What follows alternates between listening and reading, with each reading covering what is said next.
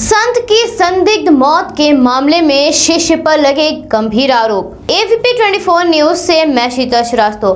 प्रयागराज महंत नरेंद्र गिरी का शव उनके अल्लाहपुर स्थित अपने मठ के कमरे में फंदे से लटकता हुआ पाया गया था, जिसके बाद से ही हड़कंप मचा हुआ है।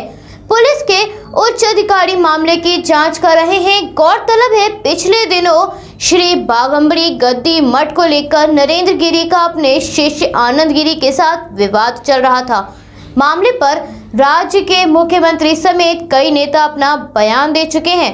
मुख्यमंत्री ने जहां मामले को गंभीरता से लेते हुए एसआईटी का गठन किया है, वहीं कांग्रेस ने भी महंत के निधन पर शोक व्यक्त करते हुए राज्य सरकार को आड़े हाथों लिया। महंत नरेंद्र गिरी का बचपन से ही झुकाव धर्म और आध्यात्म की तरफ था। वो कई बार स्कूल से भाग गए थे। वो अक्सर संतों और योगियों में घुल मिल जाते थे। महंत नरेंद्र गिरी के मामले में पुलिस द्वारा लगातार जांच का सिलसिला बना हुआ है।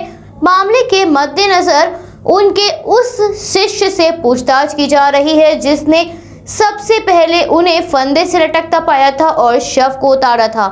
महंत नरेंद्र गिरी के अंतिम दर्शन के लिए उप मुख्यमंत्री केशव प्रसाद मौर्य भी पहुंचे थे। इस दौरान उनके साथ कैबिनेट मंत्री ब्रजेश पाठक और प्रयागराज की सांसद रीता बहुगुणा जोशी भी मौजूद रहीं और सबने महंत को श्रद्धांजलि दी थी। मामले में महंत के शिष्य आनंद गिरी के खिलाफ आईपीसी की धारा 306 के तहत एफआईआर दर्ज की गई है। संदिग्ध मौत के मामले में गिरफ्तार उनके शिष्य आनंद गिरी से 12 घंटे पूछताछ हुई, जिसमें पूछताछ में विवाद की वजह उगलवाने की कोशिश की गई। इस दौरान अलग अलग अधिकारियों ने आनंद गिरी से जानकारी लेने का प्रयास भी किया था, लेकिन पूछताछ के दौरान आनंद गिरी एक ही बात दोहराते रहे कि महंत जी खुदकुशी नहीं कर सकते। मठ के उत्तराधिकारी के विवाद पर भी सवाल जवाब हुए, जिस पर उन्होंने कहा, मुझे फंसाने की साजिश रची जा रही है। वहीं पोस्टमार्टम रिपोर्ट में बड़ा खुलासा हुआ। रिपोर्ट में ये बात सामने आई कि महंत नरेंद्र गिरी के गले में वी शेप का निशान पाया गया है। अब हम बात करते हैं उनके शिष्य आनंद गिरी के घुमंतु योगी से अशोक चोटिया के आनंद गिरी बनने तक के सफर के बारे में।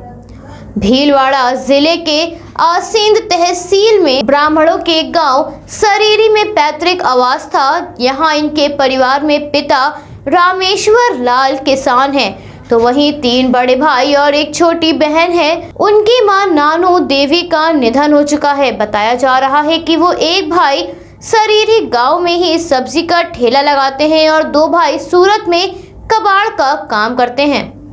आनंद गिरी के पैतृक आवास के पास ही एक 4 भुजा मंदिर है, जहां वो बचपन से ही पूजा अर्चना करते थे। 1996 में जब आनंद 12 साल के थे, तब उन्होंने अपना घर छोड़ दिया था।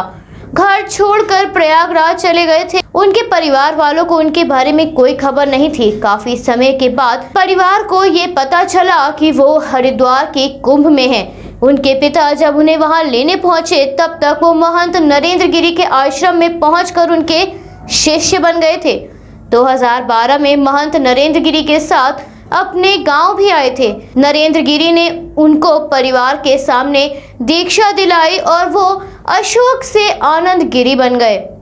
संत बनने के बाद वो 2 बार गांव आए, लेकिन अचानक से संदिग्ध हालातों में महंत नरेंद्र गिरी की मौत के बाद अब उन पर लगे आरोपों से पूरा सरीरी गांव सख्ते में आ गया है।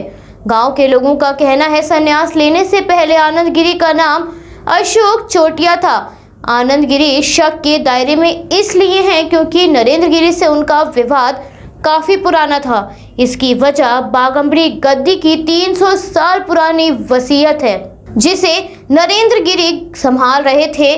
कुछ साल पहले आनंद गिरी ने नरेंद्र गिरी पर गद्दी की 8 बीघा जमीन 40 करोड़ में बेचने का आरोप लगाया था। इसके बाद विवाद गहरा गया। आनंद ने नरेंद्र पर अखाड़े के सचिव की हत्या करवाने का आरोप भी लगाया था। अब ऐसे में कई सवाल खड़े होते हैं कि क्या सच में आनंद गिरी ने नरेंद्र गिरी की हत्या की है या फिर आनंद गिरी को फंसाने की ये कोई साजिश रची जा रही है।